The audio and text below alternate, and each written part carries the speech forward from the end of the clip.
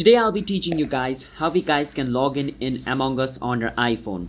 Now before I show you how you guys can log in, I need to make it pretty clear to you. Whichever Apple ID is currently logged in on your App Store, that Apple ID is going to be used in order to log in into your Among Us account. Because Among Us links your Apple ID in order to log you into your account. So I'm pretty sure that whichever Apple ID you're currently using over here, make sure that's the one you want to log in into using Among Us.